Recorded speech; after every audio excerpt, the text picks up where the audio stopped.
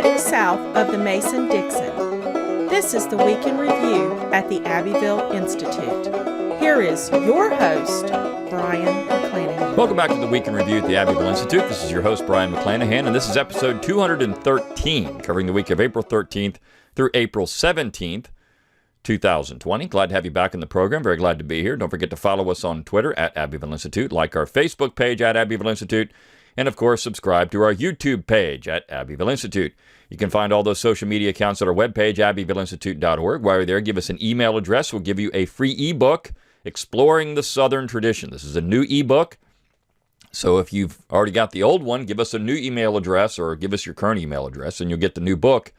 You'll also get our Daily Dose of Dixie Monday through Friday and our weekly email on Saturday or Sunday, which includes a link to this podcast.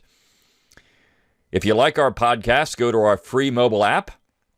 Just go to your app store, look for Abbeville Institute, and you'll pull up our app, again, free of charge. You get a link, you get access to this podcast, you get all of our lectures, mobile access to the website. It's a great tool, and again, it is free, so you're going to want to get it. If you like what we do, you can also support the Institute by going to abbevilleinstitute.org, clicking on that support tab, or clicking on the donate button at the top of the page. You can donate monthly, annually, or a one-time gift. We do appreciate your contributions. They are tax deductible to the full extent of the law, and they help keep all the things that we do going. Also, don't forget to share material around on social media. Rate the podcast where you get your podcast if you like it. Do all the things you can do to help increase our listenership and, of course, eyeballs on the website. All that stuff is great.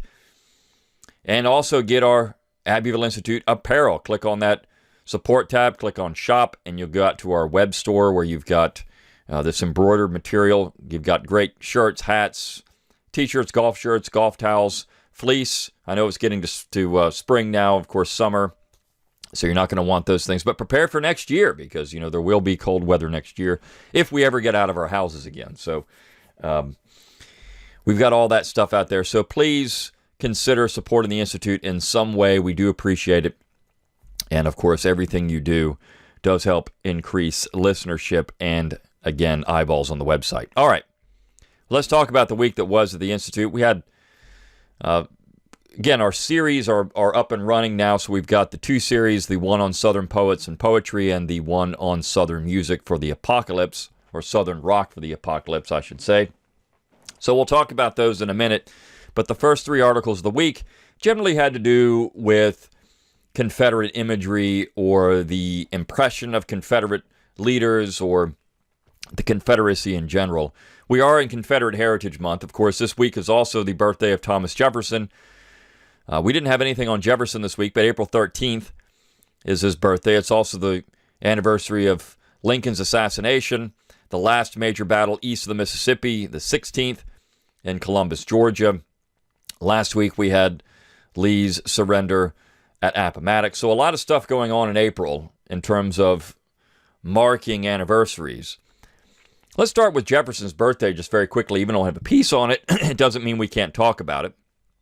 So we have Jefferson's birthday, and of course, the Institute is firmly committed to a Jeffersonian perspective on American history and society, namely federalism. And we're seeing a revival of federalism, a renaissance of federalism in modern America as we're dealing with this coronavirus issue and what states are doing or not doing in relation to the federal government. We've seen Trump say that he is the law, that he can tell states essentially what to do, that they have to respect the presidency, they have to respect his authority, et cetera, et cetera. And this is certainly a legacy of the war. Without question, Lincoln, now, I mean, you could point back to even Washington and Jackson for some instances of unconstitutional executive power. James K. Polk. I mean, there are several examples in the antebellum period, but Lincoln took it further. Lincoln's actions in 1861, his unconstitutional actions, his unconstitutional invasion of the South in 1861, were certainly problematic when it comes to the expansion of executive power vis-a-vis the states. And so when you look at modern actions by the presidency, I mean, that's where it really begins. These are not Jeffersonian actions. Now, some conservative, quote-unquote conservative historians like Stephen Knott would actually say that Jefferson was the one who started this imperial presidency because he became fully involved in the legislative process as president when he was finally elected by the 36th ballot through Congress in 1801, and how he essentially involved himself in the legislative process. And he became a populist president, which, of course, someone like Knott is a never-Trumper. But when you look at what Trump is doing now, of course, it's problematic because when Trump tells states that, look, you can't do anything without my authority, this is essentially a Lincolnian reaction to state powers. And Trump defenders are trying very hard to find ways, Republicans are trying very hard to find ways to defend the president in these type of actions and statements. And I don't think there's really any way you can do it, which is why the next day he backed off and said, well, wait. I believe the state should have to do these things. Well, yes, because I'm sure he received a tremendous amount of legal pushback from people saying, well, you can't do this. So we've got this very Lincolnian presidency. And I think that, when you look at Franklin Roosevelt, Woodrow Wilson, et cetera, in the 20th century, Harry Truman, Dwight Eisenhower, take your pick of virtually any president in the last half century in particular, but you've got this very Lincolnian presidency. And of course, so because of the Institute's interest in Jeffersonianism and federalism, namely decentralization, political responses to unconstitutional power, what we do, our mission to explore what's true and valuable in the Southern tradition, is becoming very important in the modern age. Again, it always has been. But people are really starting to think about what we do. They don't realize it, but they're thinking about what we do. And we've talked about at length on this particular podcast how the Southern tradition can help us get through this particular time period. Jefferson and his interest at staying in his estate. Look, you can look at the Jeffersonians all across the South. Nathaniel Macon of North Carolina called his plantation essentially his country. He checked his mail once a month. Wouldn't that be amazing to be able to do that nowadays? Checked his mail once a month. Barely left his plantation. He had everything he needed there. Why would he need to? So, when you look at that part of the Southern tradition, localism, this is something that's important in our modern age and confronting modernism, modernity in general, but particularly political power in this quarantine age. So Jefferson's birthday should not go unnoticed.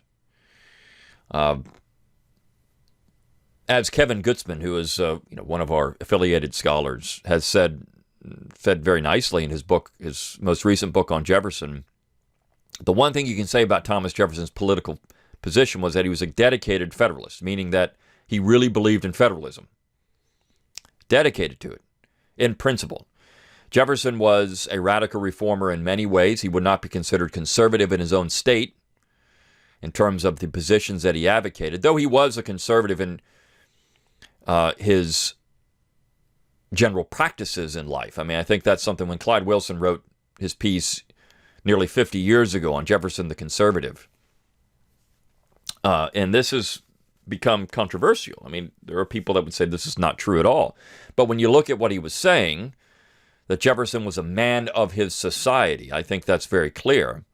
Jefferson would not be, a John Randolph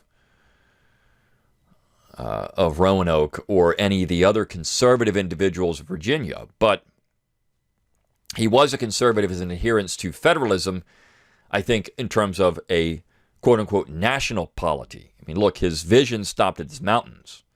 He didn't really care what happened in New England. He thought there were things that were nice about New England, but he wasn't going to try to change New England, and he didn't want New England to change Virginia. And I think that's very clear throughout Jefferson's life. He despised New England. In fact, you look at the University of Virginia, he was doing it because he wanted people to sojourn in Virginia. He wanted people to come to Virginia and learn how to be good Republicans. That's his imperialist educational outlook. But more than anything, he said this was to combat dark Federalist mills of the North. He didn't want Southerners going to New England and coming back and being like New Englanders. Stay in the South. Learn to be good Republicans. So, Jefferson is essential for understanding the Southern tradition. And though we did not have a piece on Jefferson, I thought it was important to mention that. But of course, this is also the time period that we have Lee's surrender, Lincoln's assassination. So a lot of people are reflecting upon the Confederacy. I just saw that one of these in Michigan, there was a rally, an anti-quarantine rally, and people had Confederate flags, and so the social media world was going ballistic over that because, oh my gosh, you see, there's a Trump flag with a Confederate flag. These people are just all racists. I mean, it's just so weak. The people that act like this, they're just very weak people. But the fact is, we've had a reflection on these things. And of course, last week during the surrender, I mentioned the piece that I wrote on social media on Lee versus Twitter historians. And I talked about that last week as well, and how the responses to that were just absolutely hilarious. Well, this week we had the first piece is the Marines are no longer looking for a few good Southern men. Of course, the Marine Corps has banished any Confederate imagery from the Corps. And the image that we used, of course, was from the Vietnam War and a couple of Marines proudly waving a Confederate battle flag. And some of the social media responses to that were interesting. People talking about how in Mississippi back in the 50s, they essentially raised rebel units. I mean, these units went in toto from certain towns of Mississippi. And if they had over 50 people, they stayed together.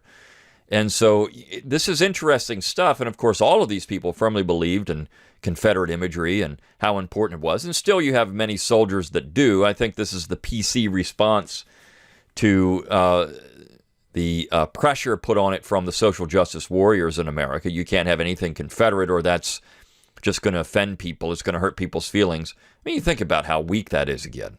You're talking about the Marine Corps, and it's going to offend people. It's going to hurt people's feelings to have that. Well, I'm sure these people firmly believe in their Confederate ancestors as well, and there's no discussion of that. So, I mean, this is where we are, though. You look at the most famous Marine, the man that the Marines celebrate more than anyone else, Chesty Puller, who was a proud SCV member who loved the Confederacy. I mean, this is where we've gone from the guy that they celebrate. I mean, there's Chesty Puller birthday is celebrated in the Marine Corps. The man they celebrate was an ardent pro-Confederate. And yet, that imagery is no longer allowed in the Marine Corps. And still to this day, Southerners make up a substantial portion of the United States military in enlistments. So the question is, should Southerners still be doing this? I mean, should they continue to go out and join the military in large numbers for what? I mean, for an organization, the United States military, that does not respect your heritage, your ancestry. And this is something that it's been discussed for years. But certainly now that the Marine Corps has made this such a substantial part of its mission to eradicate Confederate imagery, I mean, how do you do this? Look, you look across the United States and the military, and of course the SJWs know this. They want to change military bases, the names of those military bases, and do all these things. They understand that the Confederacy is all over the United States military. And part of that was reconciliation. I mean, this was an attempt to bring the South back in the fold. You want military bases in the South, which is what the United States wanted to do. And they named them after Confederate leaders. Southerners, because that's where these people were from. You look at,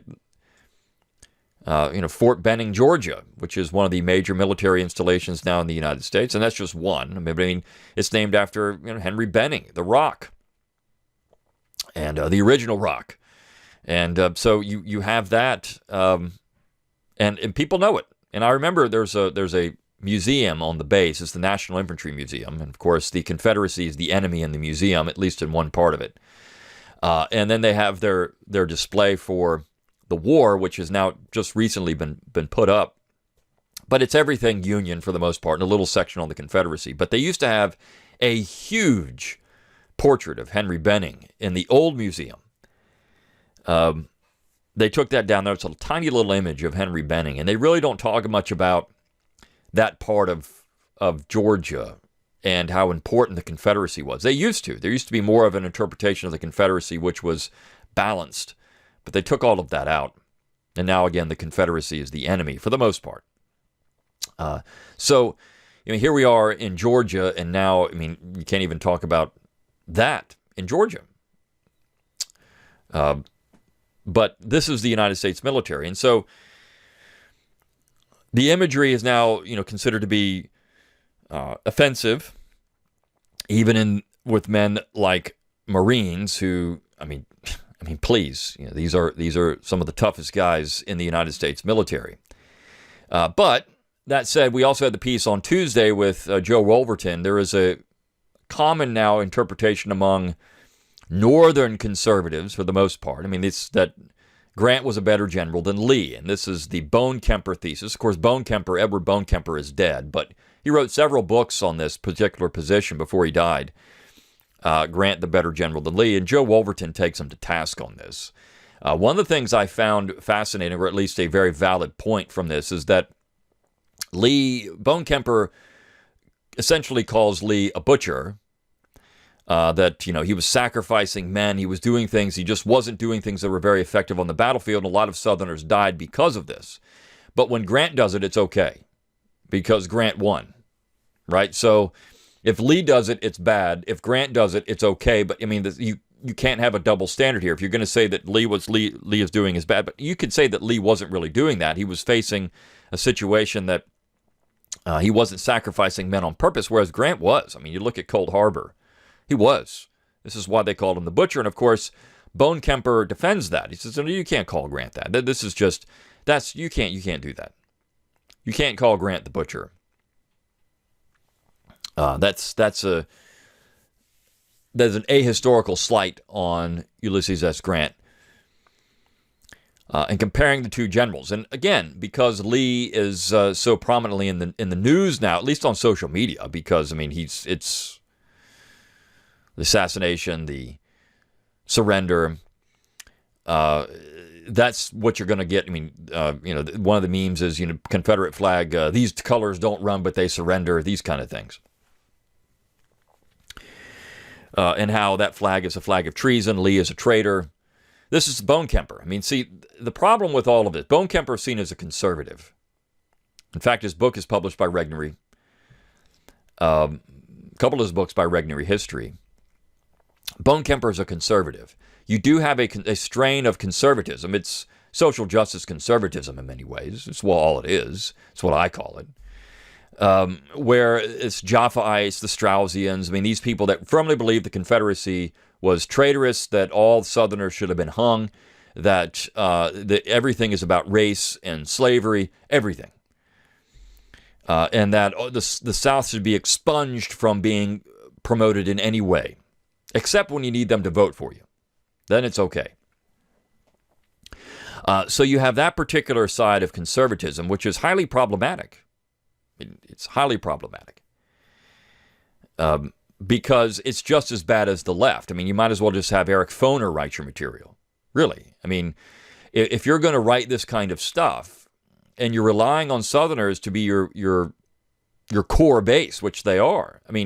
This is where Southerners have to ask themselves, why am I supporting these people? Why would I support these people at all?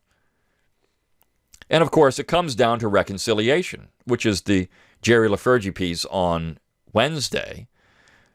Lafergie is a reconciliationist. He finds good in both sides, and which is why I find his work interesting. And he's writing from Australia, which is also interesting. But he finds good in both sides. But I think what he wants to emphasize is that it used to be that Southerners, again, were considered a valuable part of the American experience. Lee was an American hero. He always was an American hero, at least when you get to reconciliation. And it was, okay, look, Southerners, the deal was, Southerners, you're not going to denounce Abraham Lincoln. You're going to view him as an important part of America. He's a great president. This is something we need to do, recognize Lincoln as important.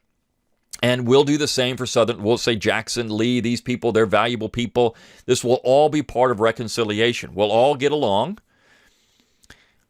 We will drop the old cause. And, of course, all these Confederate veteran reunions, whereas Northerners and Southerners, old men got together and shook hands. If anybody had any spirit, any animus, it should have been these guys. They were shooting at each other, and yet they didn't have it.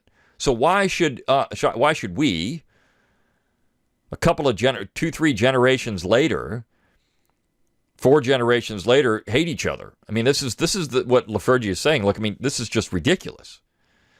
The people that really should have hated each other didn't. They dropped it and said, all right, look, we're all on the same side again. So now we have people that are just stoking the flames just for victim status with a capital V. There's no respect. And so if there's no respect, if you look at the Marine Corps, again, the question is, why do you continue to support these things? If there's no respect, why do you do it any longer? And of course, Lafergie is saying, well, there should be respect. There should be reconciliation. I think in some ways, of course, he's trying to climb Mount Everest in a pair of flip-flops. But, it's a valuable point. And we do have people that write from this particular stance, that we used to have reconciliation. We used to have a common understanding. There used to be some type of Americanism. And Don Livingston has talked about, right after World War II, there was that. I mean, there was this Americanism. The war produced a kind of American spirit that was important, this American nationalism that essentially Trump taps into. But is that gone? I mean, how did that has eroded so far in the last 70 years? Is that even there anymore? Does the other side, the thing is, Southerners, I think, are certainly willing to accept this still. Southerners would certainly say that they want to, pledge allegiance to the flag and sing the national anthem and call Lincoln a great president. They're willing to do these things oftentimes, the average Southerner. And then, of course, also fly the Confederate battle flag and say that's part of my life too. But the other side's not really not willing to do that. So if the deal's been broken, why even support it any longer? It is the question. Now, we also had our series for this week. We had Southern Poets and Poetry, part 2 of that with Clyde Wilson, and of course getting into, I think, a very interesting poem. It's by John Cotton, not the John Cotton from Massachusetts, but John Cotton from Virginia, and it's about Bacon's Rebellion. One of the more interesting parts of early Virginia history in the 1670s, Nathaniel Bacon led a rebellion. It was a tax revolt, essentially.